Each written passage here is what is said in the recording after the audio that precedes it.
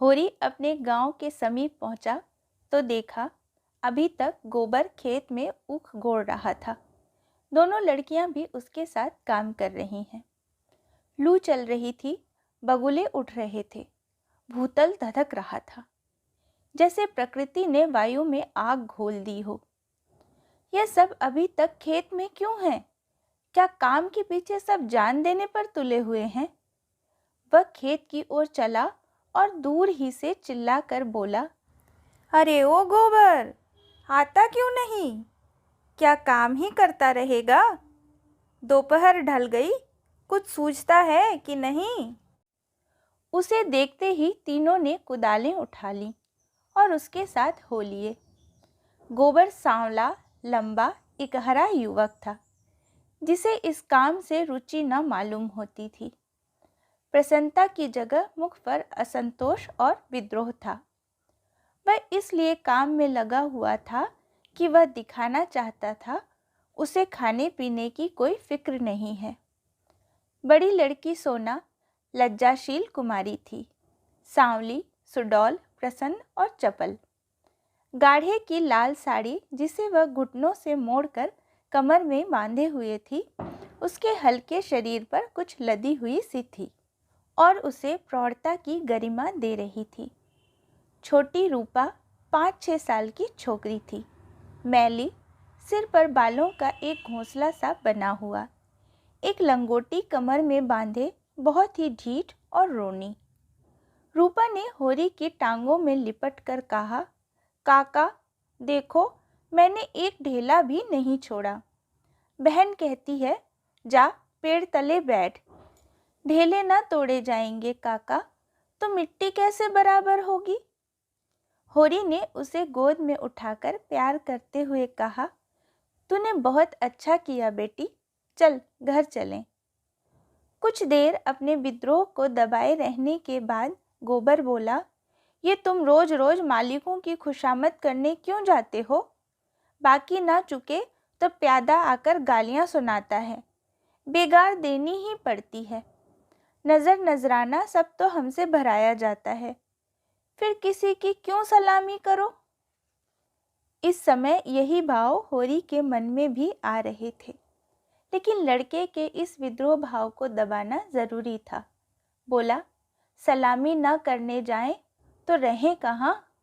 भगवान ने जब गुलाम बना दिया है तो अपना क्या बस है? यह इसी सलामी की बरकत है कि द्वार पर मड़ैया डाल ली और किसी ने कुछ नहीं कहा। घूरे ने द्वार पर खूंटा गाड़ा था, जिस पर कारिंदों ने 2 रुपए डांड ले लिए थे। तलैया से कितनी मिट्टी हमने खोदी, कारिंदों ने कुछ नहीं कहा। दूसरा खोदे तो नज़र देनी पड़े। अपने मतलब के लिए सलामी करने जाता हूँ, पाँव में सनीचर नहीं है और न सलामी करने में कोई बड़ा सुख मिलता है। घंटों खड़े रहो तब जाके मालिक को खबर होती है। कभी बाहर निकलते हैं, कभी कहला देते हैं कि फुर्सत नहीं है। गोबर ने कटाक्ष किया, बड़े आदमियों की हाँ में हाँ मिलाने में कुछ न कुछ आनंद तो मिलता ही है, नहीं लोग मेंबरी के लिए क्यों खड़े हों? जब सिर पर पड़ेगी तब मालूम होगा बेटा, अभी जो चाहे कह लो। पहले मैं भी ये सब बातें सोचा करता था, पर अब मालूम हुआ कि हमारी गर्दन दूसरों के पैरों के नीचे दबी हुई है, अकड़ कर निबाह नहीं हो सकता। पिता पर अपना क्रोध उतारकर गोबर कुछ शांत हो गया और चुपचाप चलने लगा। सोना ने देखा रूपा बाप की गोद में चढ़ी बैठी है तो ईर्ष्या हुई। उसे डांट कर बोली, अब गोद से उतर कर पाँव क्यों नहीं चलती? क्या पाँव टूट गए हैं? रूपा ने बाप की गर्दन में हाथ डालकर ढिठाई से कहा, ना उतरेंगे, जाओ। काका, बहन हमको रोज चिढ़ाती है कि तू रूपा है, मैं सोना हूँ, मेरा नाम कुछ और रख दो। होरी ने सोना को बनावटी रोष से देखकर कहा, तू इसे क्यों चिढ़ाती है सोनिया? सोना तो देखने को है, निबाह तो रूपा से होता है। रूपा ना हो तो रुपए कहाँ से बने? बता। सोना ने अपने पक्ष का समर्थन किया। सोना न हो तो मोहन माला कैसे बने, नथुनिया कहाँ से आए, कंठा कैसे बने। गोबर भी इस विनोदमय विवाद में शरीक हो गया। रूपा से बोला, तू कह दे कि सोना तो सूखी पत्ती की तरह पीला होता है, रूपा तो उजाला होता है जैसे सूरज। सोना बोली, शादी ब्याह में पीली साड़ी पहनी जाती है, उजली साड़ी कोई नहीं पहनता। रूपा इस दलील से परास्त हो गई। गोबर और होरी की कोई दलील इसके सामने न ठहर सकी। उसने क्षुब्ध आंखों से होरी को देखा। होरी को एक नई युक्ति सूझ गई। बोला, सोना बड़े आदमियों के लिए है, हम गरीबों के लिए तो रूपा ही है। जैसे जौ को राजा कहते हैं, गेहूं को चमार, इसलिए ना कि गेहूं बड़े आदमी खाते हैं, जौ हम लोग खाते हैं। सोना के पास इस सबल युक्ति का कोई जवाब न था। परास्त होकर बोली, तुम सब जने एक और हो गए हो, नहीं रुपया को रुला कर छोड़ती। रूपा ने उंगली मटका कर कहा, ए राम सोना चमार, ए राम सोना चमार। इस विजय का उसे इतना आनंद हुआ कि बाप की गोद में रह न सकी। जमीन पर कूद पड़ी और उछल उछल कर यही रट लगाने लगी, रूपा राजा सोना चमार, रूपा राजा सोना चमार। ये लोग घर पहुँचे तो धनिया द्वार पर खड़ी इनकी बाट जोह रही थी। रुष्ट होकर बोली, आज इतनी देर क्यों की गोबर, काम के पीछे कोई परान थोड़े ही दे देता है। फिर पति से गर्म होकर कहा, तुम भी वहां से कमाई करके लौटे तो खेत में पहुंच गए, खेत कहीं भागा जाता था। द्वार पर कुआं था।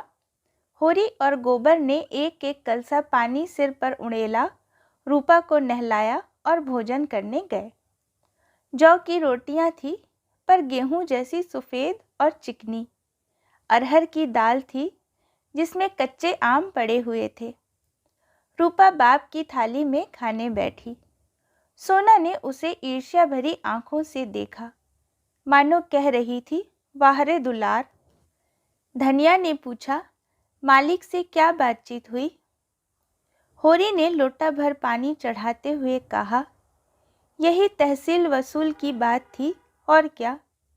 हम लोग समझते हैं बड़े आदमी बहुत सुखी होंगे, लेकिन सच पूछो तो वह हमसे भी ज़्यादा दुखी हैं। हमें अपने पेट की चिंता है, उन्हें हजारों चिंताएं घेरे रहती हैं। राय साहब ने और क्या क्या कहा था वह कुछ होरी को याद न था। उस सारे कथन का खुलासा मात्र उसके स्मरण में चिपका हुआ रह गया था। गोबर ने व्यंग किया, तो फिर अपना इलाका हमें क्यों नहीं दे देते। हम अपने खेत, बैल, हल, कुदाल सब उन्हें देने को तैयार हैं। करेंगे बदला। ये सब धूर्तता है, निरी मोटमर्दी। जिसे दुख होता है वह दर्जनों मोटरें नहीं रखता, महलों में नहीं रहता, हलवा पूरी नहीं खाता और ना नाच रंग में लिप्त रहता है। मजे से राज का सुख भोग रहे हैं, उस पर दुखी हैं। होरी ने झुंझला कर कहा, अब तुमसे बहस कौन करे भाई। जायदाद किसी से छोड़ी जाती है कि वही छोड़ देंगे। हमी को खेती से क्या मिलता है, एक आने नफरी की मजूरी भी तो नहीं पड़ती। जो 10 रुपये महीने का भी नौकर है वह भी हमसे अच्छा खाता पहनता है, लेकिन खेतों को छोड़ा तो नहीं जाता। खेती छोड़ दें तो और करें क्या, नौकरी कहीं मिलती है। फिर मर्जाद भी तो पालना ही पड़ता है। खेती में जो मर्जाद है वह नौकरी में तो नहीं है। इसी तरह जमींदारी का हाल भी समझ लो। उनकी जान को भी तो सैकड़ों रोग लगे हुए हैं। हाकिमों की रसद पहुंचाओ, उनकी सलामी करो, अमलों को खुश करो, तारीख पर मालगुजारी न चुका दें तो हवालात हो जाए, कुड़की आ जाए। हमें तो कोई हवालात नहीं ले जाता। दो चार गालियां घुड़कियां ही तो मिलकर रह जाती हैं। गोबर ने प्रतिवाद किया, ये सब कहने की बातें हैं। हम लोग दाने दाने को मोहताज हैं। देह पर साबित कपड़े नहीं हैं। चोटी का पसीना एड़ी तक आता है, तब भी गुजर नहीं होता। उन्हें क्या, मजे से गद्दी मसनद लगाए बैठे हैं। सैकड़ों नौकर चाकर हैं। हजारों आदमियों पर हुकूमत है। रुपए न जमा होते हों, पर सुख तो सभी तरह का भोगते हैं। धन लेकर आदमी और क्या करता है? तुम्हारी समझ में हम और वो बराबर हैं? भगवान ने तो सबको बराबर ही बनाया है। ये बात नहीं है बेटा। छोटे बड़े भगवान के घर से बनकर आते हैं। संपत्ति बड़ी तपस्या से मिलती है। उन्होंने पूर्व जन्म में जैसे कर्म किए हैं, उनका आनंद भोग रहे हैं। हमने कुछ नहीं संचा तो भोगें क्या? ये सब मन को समझाने की बातें हैं। भगवान सबको बराबर बनाते हैं। यहाँ जिसके हाथ में लाठी है, वह गरीबों को कुचलकर बड़ा आदमी बन जाता है। ये तुम्हारा भ्रम है। मालिक आज भी 4 घंटे रोज भगवान का भजन करते हैं। किसके बल पर यह भजन भाव और दान धर्म होता है? अपने बल पर नहीं, किसानों के बल पर और मजदूरों के बल पर। ये पाप का धन पचे कैसे? इसीलिए दान धर्म करना पड़ता है। भगवान का भजन भी इसलिए होता है। भूखे नंगे रहकर भगवान का भजन करें तो हम भी देखें। हमें कोई दोनों जून खाने को दे तो हम 8 पहर भगवान का जाप ही करते रहें। एक दिन खेत में ऊख गोड़ना पड़े तो सारी भक्ति भूल जाए। होरी ने हार कर कहा, अब तुम्हारे मुंह कौन लगे भाई? तुम तो भगवान की लीला में भी टांग अड़ाते हो। तीसरे पहर गोबर कोदाल लेकर चला तो होरी ने कहा, जरा ठहर जाओ बेटा, हम भी चलते हैं। तब तक थोड़ा सा भूसा निकाल कर रख दो। मैंने भोला को देने को कहा है। बेचारा आजकल बहुत तंग है। गोबर ने अवज्ञा भरी आंखों से देखकर कहा, हमारे पास बेचने को भूसा नहीं है। बेचता नहीं हूँ भाई, यूं ही दे रहा हूँ। वह संकट में है, उसकी मदद तो करनी ही पड़ेगी। हमें तो उन्होंने कभी एक गाय नहीं दे दी। दे तो रहा था, पर हमने ली ही नहीं। धनिया मटक कर बोली, गाय नहीं वह दे रहा था, इन्हें गाय दे देगा। आँख में अंजन लगाने को कभी चिल्लू भर दूध तो भेजा नहीं, गाय देगा। होरी ने कसम खाई, नहीं, जवानी कसम, अपनी पछाई गाय दे रहे थे। हाथ तंग है, भूसा चारा नहीं रख सके। अब एक गाय बेचकर भूसा लेना चाहते हैं। मैंने सोचा, संकट में पड़े आदमी की गाय क्या लूँगा, थोड़ा सा भूसा दिए देता हूँ। कुछ रुपए हाथ आ जाएंगे तो गाय ले लूँगा। थोड़ा थोड़ा करके चुका दूँगा। 80 रुपए की है, मगर ऐसी कि आदमी देखता रहे। गोबर ने आड़े हाथों लिया, तुम्हारा यही धर्मात्मापन तो तुम्हारी दुर्गत कर रहा है। साफ साफ तो बात है, 80 रुपए की गाय है, हमसे 20 रुपए का भूसा ले लें और गाय हमें दे दें। 60 रुपए रह जाएंगे, वो हम धीरे धीरे दे देंगे। होरी रहस्यमय ढंग से मुस्कुराया, मैंने ऐसी चाल सोची है कि गाय सेंत मेंत में हाथ आ जाए। कहीं भोला की सगाई ठीक करनी है, बस 2-4 मन भूसा तो खाली अपना रंग जमाने को दे देता हूँ। गोबर ने तिरस्कार किया, तो तुम अब सबकी सगाई ठीक करते फिरोगे?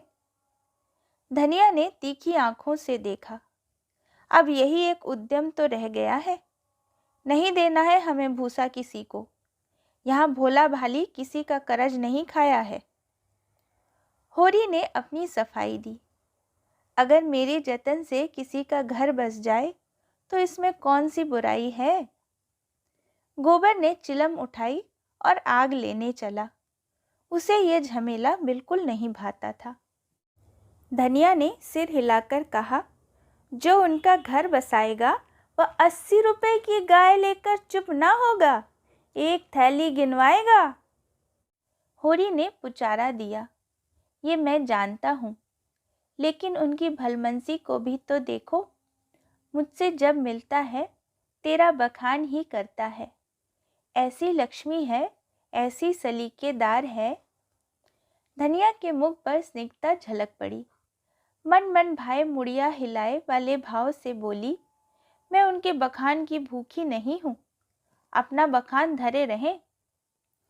होरी ने स्नेह भरी मुस्कान के साथ कहा, मैंने तो कह दिया भैया, वह नाक पर मक्खी नहीं बैठने देती, गालियों से बात करती है, लेकिन वह यही कहे जाए कि वह औरत नहीं लक्ष्मी है। बात यह है कि उसकी घरवाली जबान की बड़ी तेज थी। बेचारा उसके डर के मारे भागा भागा फिरता था। कहता था, जिस दिन तुम्हारी घरवाली का मुंह सवेरे देख लेता हूँ, उस दिन कुछ न कुछ जरूर हाथ लगता है। मैंने कहा, तुम्हारे हाथ लगता होगा, यहाँ तो रोज देखते हैं, कभी पैसे से भेंट नहीं होती। तुम्हारे भाग ही खोटे हैं तो मैं क्या करूं? लगा अपनी घरवाली की बुराई करने। भिखारी को भीख तक नहीं देती थी, झाड़ू लेकर मारने दौड़ती थी। लालचिन ऐसी थी कि नमक तक दूसरों के घर से मांग लाती थी। मरने पर किसी की क्या बुराई करूं, मुझे देखकर जल उठती थी। भोला बड़ा गमखोर था कि उसके साथ निबाह कर लिया। दूसरा होता तो जहर खा के मर जाता। मुझसे 10 साल बड़े होंगे भोला, पर राम राम पहले ही करते हैं। तो क्या कहते थे कि जिस दिन तुम्हारी घरवाली का मुंह देख लेता हूँ तो क्या होता है?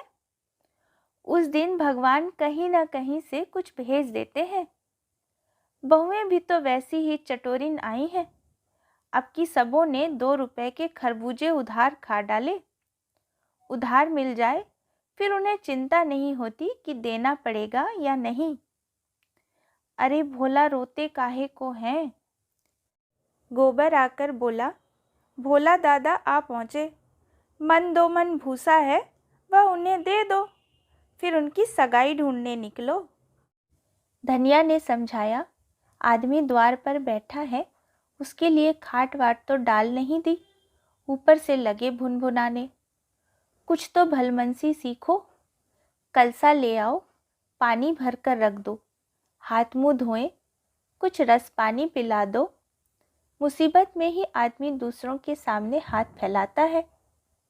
होरी बोला, रस वस का काम नहीं है, कौन कोई पाहुने हैं? धनिया बिगड़ी, पाहुने और कैसे होते हैं? रोज रोज तो तुम्हारे द्वार पर नहीं आते हैं। इतनी दूर से धूप धाम में आए हैं, प्यास लगी ही होगी। रुपया देख, डब्बे में तंबाकू है कि नहीं? गोबर के मारे काहे को बची होगी। दौड़कर 1 पैसे का तंबाकू सहुआन की दुकान से ले ले। भोला की आज जितनी खातिर हुई और कभी न हुई होगी। गोबर ने खाद डाल दी, सोना रस घोल लाई, रूपा तंबाकू भर लाई। धनिया द्वार पर किवाड़ की आड़ में खड़ी अपने कानों से अपना बखान सुनने के लिए अधीर हो रही थी। भोला ने चिलम हाथ में लेकर कहा, अच्छी घरनी घर में आ जाए तो समझ लो लक्ष्मी आ गई। वही जानता है छोटे बड़े का आदर सत्कार कैसे करना चाहिए। धनिया के हृदय में उल्लास का कंपन हो रहा था। चिंता और निराशा अभाव से आहत आत्मा इन शब्दों में एक कोमल शीतल स्पर्श का अनुभव कर रही थी।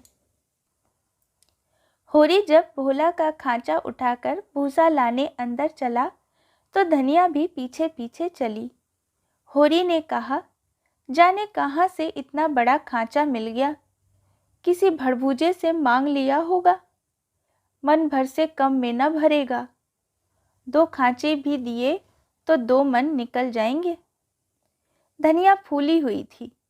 मलामत की आंखों से देखती हुई बोली, या तो किसी को न्योता न दो, और दो तो भरपेट खिलाओ। तुम्हारे पास फूल पत्र लेने थोड़े ही आए हैं कि चंगेरी लेकर चलते? देते ही हो तो 3 खांचे दे दो। भला आदमी लड़कों को लेकर क्यों नहीं आया?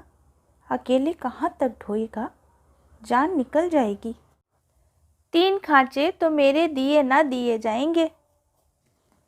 तब क्या 1 खांचा देकर टालोगे? गोबर से कह दो अपना खांचा भरकर उनके साथ चला जाए। गोबर ऊख गोड़ने जा रहा है। एक दिन न गोड़ने से ऊख न सूख जाएगी। यह तो उनका काम था कि किसी को अपने साथ ले लेते। भगवान के दिए 2-2 बेटे हैं, ना होंगे घर पर, दूध लेकर बाजार गए होंगे। यह तो अच्छी दिल लगी है कि अपना माल भी दो और उसे घर तक पहुंचा भी दो। लाद दे, लदा दे, लादने वाला साथ कर दे। अच्छा भाई, कोई मत जाए, मैं पहुंचा दूंगी। बड़ों की सेवा करने में लाज नहीं है। और 3 खांचे उन्हें दे दूं तो अपने बैल क्या खाएंगे? यह तो न्योता देने से पहले ही सोच लेना था। ना हो तुम और गोबर दोनों चले जाओ। मुरव्वत की तरह की जाती है, अपना घर उठाकर नहीं दे दिया जाता। अभी जमींदार का प्यादा आ जाए तो सिर भर भूसा लाद कर पहुंचाओगे, तुम, तुम्हारा लड़का लड़की सब। और वहाँ साइत मन दो मन लकड़ी भी फाड़नी पड़े। जमींदार की बात और है। हाँ, वह डंडे के जोर से काम लेता है ना। उसके खेत नहीं जोतते? खेत जोतते हैं तो लगान नहीं देते। अच्छा भाई, जान न खा, हम दोनों चले जाएंगे। कहाँ से कहाँ मैंने भूसा देने को कह दिया। या तो चलेगी नहीं, या चलेगी तो दौड़ने लगेगी। 3 खांचे भूसे भर दिए गए। गोबर कुढ़ रहा था। उसे अपने बाप के व्यवहारों में जरा भी विश्वास न था। वह समझता था यह जहाँ जाते हैं वहीं कुछ न कुछ घर से खो आते हैं। धनिया प्रसन्न थी। रहा होरी, वह धर्म और स्वार्थ के बीच में डूब उतर रहा था। होरी और गोबर एक एक खांचा बाहर लाए। भोला ने तुरंत अपने अंगोछे का बीड़ा बनाकर सर पर रखते हुए कहा, मैं इसे रखकर अभी भागा आता हूँ, 1 खांचा और लूँगा। होरी बोला, 1 नहीं 2 और भरे धरे हैं, और तुम्हें ना आना पड़ेगा। मैं और गोबर एक एक खांचा लेकर तुम्हारे साथ ही चलते हैं। भोला स्तंभित हो गया। होरी उसे अपना भाई, बल्कि उससे भी निकट का जान पड़ा। उसे अपने भीतर एक ऐसी तृप्ति का अनुभव हुआ जिसने मानो उसके संपूर्ण जीवन को हरा कर दिया। तीनों भूसा लेकर चले तो राह में बातें होने लगी। भोला ने पूछा, दशहरा आ रहा है, मालिकों के द्वार पर तो बड़ी धूमधाम होगी। हाँ, तंबू सामियाना गड़ गया है। अब की लीला में मैं भी काम करूँगा। राय साहब ने कहा है, तुम्हें राजा जनक का माली बनना पड़ेगा। मालिक तुमसे बहुत खुश हैं, उनकी दया है। एक क्षण के बाद भोला ने फिर पूछा, सगुन के लिए रुपए का कुछ जुगाड़ कर लिया है? माली बन जाने से तो गला ना छूटेगा। होरी ने मुंह का पसीना पोंछ कर कहा, उसी की चिंता तो मारे डालती है दादा। अनाज तो सब का सब खलिहान में ही तुल गया। जमींदार ने अपना लिया, महाजन ने अपना लिया, मेरे लिए 5 सेर अनाज बच रहा। ये भूसा तो मैंने रातों रात ढोकर छिपा दिया था, नहीं तिनका भी न बचता। जमींदार तो एक ही है, मगर महाजन 3-3 हैं। सहुआइन अलग और मंगरू अलग, और दातादीन पंडित अलग। किसी का ब्याज भी पूरा न चुका। जमींदार के भी आधे रुपए बाकी पड़ गए। सहुआइन से फिर उधार लिए तो काम चला। सब तरह किफ़ायत करके देख लिया भैया, कुछ नहीं होता। हमारा जन्म इसीलिए हुआ है कि अपना रक्त बहाएं और बड़ों का घर भरें। मूल का दुगना सूद भर चुका, पर मूल ज्यों का त्यों सिर पर सवार है। लोग कहते हैं खुशी गमी में तीरथ बरत में हाथ बांध कर खर्च करो, मुदा रास्ता कोई नहीं दिखाता। राय साहब ने बेटे के ब्याह में 30,000 लौटा दिए, उनसे कोई कुछ नहीं कहता। मंगरू ने अपने बाप के क्रियाक्रम में 5,000 लगाए, उनसे कोई नहीं पूछता। वैसी ही मर्जात तो सबकी है। भोला ने करुण भाव से कहा, बड़े आदमियों की बराबर तुम कैसे कर सकते हो भाई? आदमी तो हम भी हैं। कौन कहता है कि हम तुम आदमी हैं? हम में आदमियत कहाँ? आदमी वह है जिनके पास धन है, अख्तियार है, इल्म है। हम लोग तो बैल हैं और जुतने के लिए पैदा हुए हैं। उस पर एक दूसरे को देख नहीं सकता। एका का नाम नहीं, एक किसान दूसरे के खेत पर न चढ़े तो कोई जाफा कैसे करे? प्रेम तो संसार से उठ गया। बूढ़ों के लिए अतीत के सुखों और वर्तमान के दुखों और भविष्य के सर्वनाश से ज़्यादा मनोरंजक कोई प्रसंग नहीं होता। दोनों मित्र अपने अपने दुखड़े रोते रहे। भोला ने अपने बेटों के करतूत सुनाए, होरी ने अपने भाइयों का रोना रोया, और तब एक कुएं पर बोझ रखकर पानी पीने के लिए बैठ गए। गोबर ने बनिए से लोटा मांगा और पानी खींचने लगा। भोला ने सहृदयता से पूछा, अलगौछे के समय तो तुम्हें बड़ा रंज हुआ होगा, भाइयों को तो तुमने बेटों की तरह पाला था। होरी आर्द्र कंठ से बोला, कुछ न पूछो दादा, यही जी चाहता था कि कहीं जाके डूब मरूं। मेरे जीते जी सब कुछ हो गया। जिनके पीछे अपनी जवानी धूल में मिला दी, वही मेरे मुद्दई हो गए। और झगड़े की जड़ क्या थी? यही कि मेरी घरवाली हार में काम करने क्यों नहीं जाती। पूछो, घर देखने वाला भी कोई चाहिए कि नहीं? लेना देना, धरना उठाना, संभालना सहेजना, ये कौन करे? फिर वह घर बैठी तो नहीं रहती थी। झाड़ू बुहारू, रसोई, चौका बर्तन, लड़कों की देखभाल, ये कोई थोड़ा काम है? शोभा की औरत घर संभाल लेती कि हीरा की औरत में ये सलीका था? जब से अलगौछा हुआ है, दोनों घरों में एक जून रोटी पकती है। नहीं सबको दिन में 4 बार भूख लगती थी। अब खाएं 4 दफ़े तो देखूं। इस मालिकपन में गोबर की माँ की जो दुर्गति हुई है, वो मैं ही जानता हूँ। बेचारी अपनी देवरानियों के फटे पुराने कपड़े पहनकर दिन काटती थी। खुद भूखी सो रही होगी, लेकिन बहुओं के लिए जलपान का ध्यान रखती थी। अपनी देह पर गहने के नाम पर कच्चा धागा भी न था। देवरानियों के लिए 2-2, 4-4 गहने बनवा दिए। सोने के ना सही, चांदी के तो हैं। जलन यही थी कि ये मालिक क्यों है। बहुत अच्छा हुआ कि अलग हो गए, मेरे सिर से बला टली। भोला ने एक लोटा पानी चढ़ाकर कहा, यही हाल घर घर है भैया। भाइयों की बात ही क्या, यहाँ तो लड़कों से भी नहीं पटती। और पटती इसलिए नहीं कि मैं किसी की कुचाल देखकर मुंह नहीं बंद कर सकता।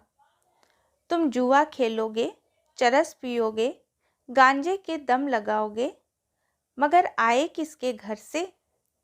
खर्चा करना चाहते हो तो कमाओ, मगर कमाई तो किसी से ना होगी। खर्च दिल खोल कर करेंगे। जेठा कामता सौदा लेकर बाजार जाएगा तो आधे पैसे गायब। पूछो तो कोई जवाब नहीं। छोटा जंगी वह संगत के पीछे मतवाला रहता है। सांझ हुई और ढोल मजीरा लेकर बैठ गए।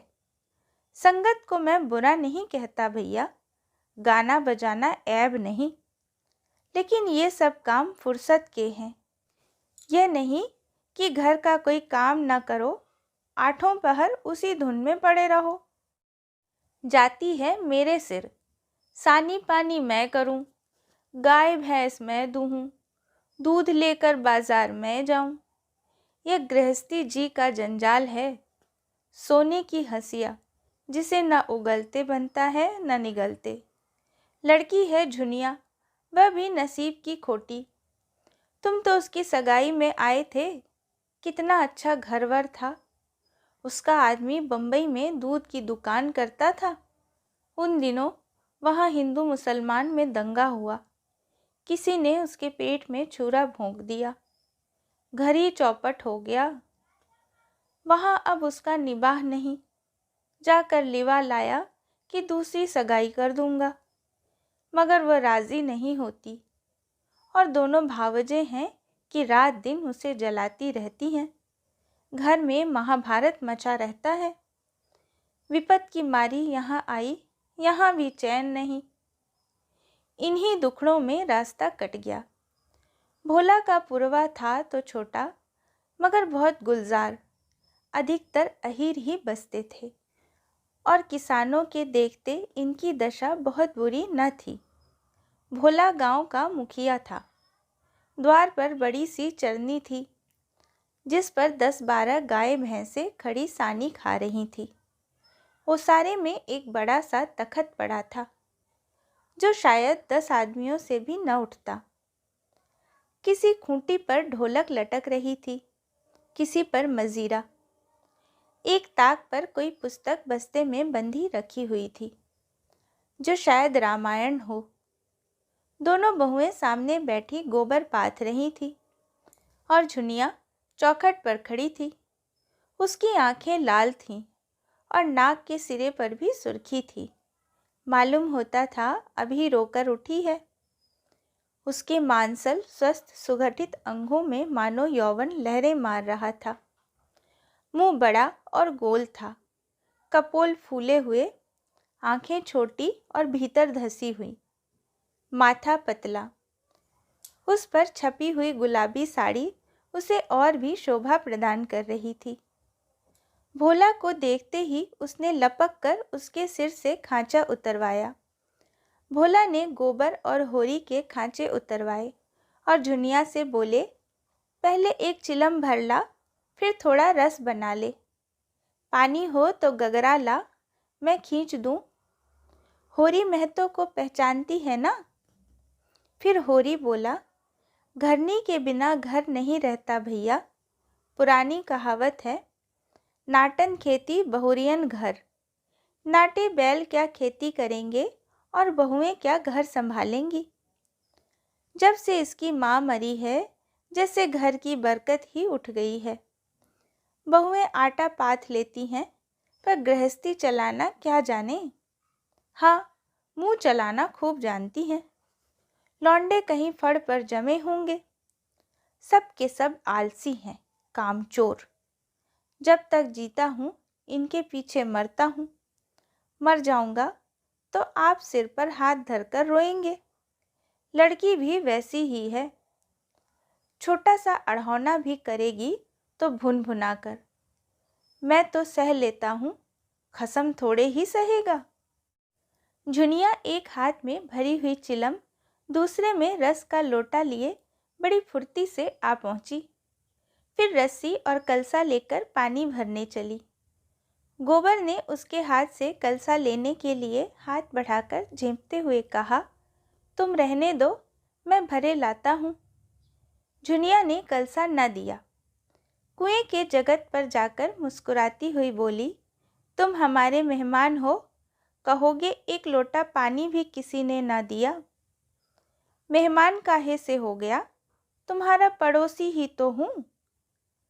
पड़ोसी साल भर में एक बार भी सूरत न दिखाए तो मेहमान ही है। रोज रोज आने से मरजात भी तो नहीं रहती। झुनिया हंसकर तिरछी निगाहों से देखती हुई बोली, यही मरजात तो दे रही हूँ। महीने में 1 बेर आओगे, ठंडा पानी दूंगी। 15वें दिन आओगे, चिलम पियोगे। 7वें दिन आओगे, खाली बैठने को माची दूंगी। रोज़ रोज़ आओगे, कुछ न पाओगे। दर्शन तो दोगी? दर्शन के लिए पूजा करनी पड़ेगी। यह कहते कहते जैसे उसे कोई भूली बात याद आ गई। उसका मुंह उदास हो गया। वह विधवा है। उसके नारीत्व के द्वार पर पहले उसका पति रक्षक बना बैठा रहता था। वह निश्चिंत थी। अब उस द्वार पर कोई रक्षक न था, इसलिए वह उस द्वार को सदैव बंद रखती थी। कभी कभी घर के सूनेपन से उकता कर वह द्वार खोलती है, पर किसी को आते देखकर भयभीत होकर दोनों पाट भेड़ लेती है। गोबर ने कलसा भरकर निकाला। सबों ने रस पिया और एक चिलम तंबाकू और पीकर लौटे। भोला ने कहा, कल तुम आकर गाय ले जाना गोबर, इस बखत तो सानी खा रही है। गोबर की आंखें उसी समय गाय पर लगी हुई थी और मन ही मन वह मुग्ध हुआ जाता था। गाय इतनी सुंदर और सुडौल है कि इसकी उसने कल्पना भी न की थी। होरी ने लोभ को रोक कर कहा, मंगवा लूँगा, जल्दी क्या है? तुम्हें जल्दी ना हो, हमें तो जल्दी है। उसे द्वार पर देखकर तुम्हें ये बात याद रहेगी। उसकी मुझे बड़ी फिक्र है दादा। तो कल गोबर को भेज देना। दोनों ने अपने अपने खांचे सिर पर रखे और आगे बढ़े। दोनों इतने प्रसन्न थे मानो ब्याह करके लौटे हों। होरी को तो अपनी चिर संचित अभिलाषा के पूरे होने का हर्ष था और बिना पैसे के। गोबर को इससे भी बहुमूल्य वस्तु मिल गई थी। उसके मन में अभिलाषा जाग उठी। अवसर पाकर उसने पीछे की तरफ देखा। जुनिया द्वार पर खड़ी थी, मत्त आशा की भांति अधीर चंचल। कहानी का अगला भाग गोदान भाग 3 में।